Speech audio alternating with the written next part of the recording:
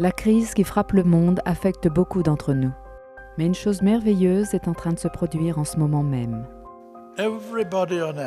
Chaque être humain, sans exception, aspire à l'unité et recherche, consciemment ou inconsciemment, une forme d'unité.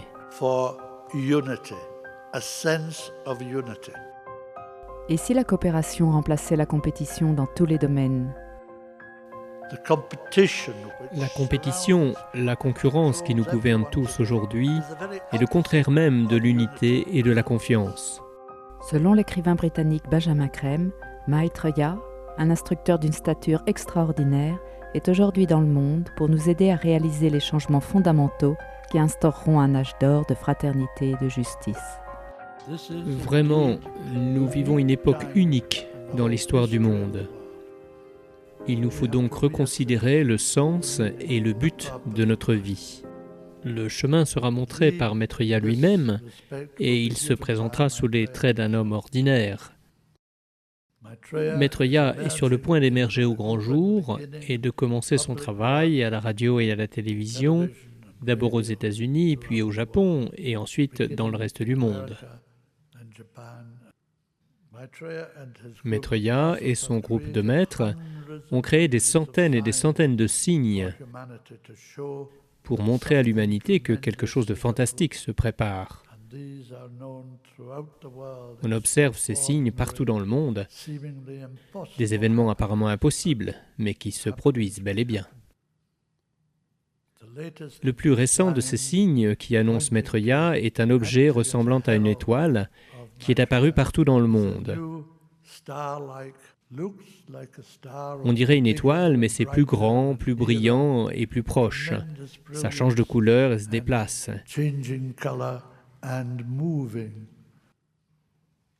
Mais ça ressemble à une étoile. À la naissance de Jésus, il y a 2000 ans, une étoile est apparue dans les cieux qui, selon la Bible, a guidé 3 mages venus d'Orient vers Jérusalem, Bethléem en fait. Ils l'ont suivie jour après jour jusqu'à la Terre Sainte, jusqu'à ce qu'elle s'arrête au-dessus de l'endroit où Jésus est né. Eh bien, c'était une étoile, mais pas une véritable étoile. Les étoiles ne se comportent pas comme ça. Les étoiles se trouvent dans l'espace, à des milliards de kilomètres. Cette étoile, l'étoile de Bethléem, était un vaisseau spatial envoyé par la hiérarchie spirituelle pour guider les 3 mages et servir de signe. La hiérarchie spirituelle a fait en sorte que nos frères humains de ce système solaire envoient 4 vaisseaux du même type, des engins énormes, gigantesques, disposés autour du monde de telle façon que, où que l'on soit, on voit une étoile qui se comporte comme je l'ai indiqué. Nous recevons des témoignages de tous les pays du monde sur cette étoile par centaines et les médias, radio, télévision, comme presse écrite, en ont parlé.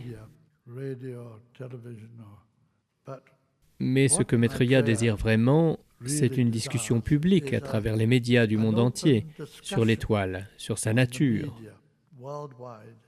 Parce que les gens ne savent pas de quoi il s'agit. Ils la voient, ils le disent, mais c'est un objet extraordinaire. Ils se demandent, et si c'était un ovni ? Eh bien, dans un sens, c'est un ovni, mais un ovni très particulier, c'est l'étoile. Et les premiers cercles dans les cultures, appelés agroglyphes, qui apparaissent depuis des années partout dans le monde, mais spécialement dans le sud de l'Angleterre, sont créés par nos frères de l'espace venus d'autres planètes, essentiellement Mars et Vénus. Et le premier agroglyphe apparu cette année, plusieurs semaines plus tôt que d'habitude, est, comme vous pouvez le voir sur cette photo, une étoile. Ce premier agroglyphe a certainement été créé, comme tous les autres, en l'espace de quelques secondes, par un vaisseau spatial. Agroglyphe qui fait plusieurs dizaines de mètres de long et qui a pour objet de rappeler à ceux qui ont besoin de le savoir qu'il s'agit de l'étoile, annonciatrice de Maitreya, qui est en train de commencer sa mission publique. De quoi Maitreya va-t-il parler à la télévision et à la radio?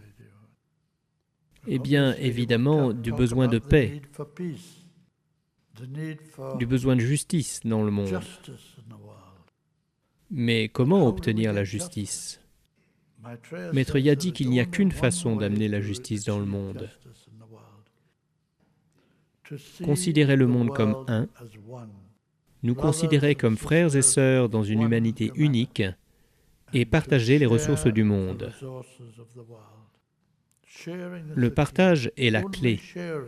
Seul le partage produira la confiance nécessaire pour mettre fin à la guerre pour toujours. Quand nous aurons le partage, nous aurons automatiquement la justice. Quand nous aurons la justice, nous aurons la paix. Liberté, justice, partage et paix vont ensemble. Ils découlent l'un de l'autre.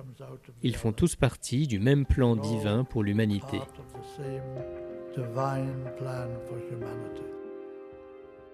Vraiment, nous vivons une époque unique dans l'histoire du monde.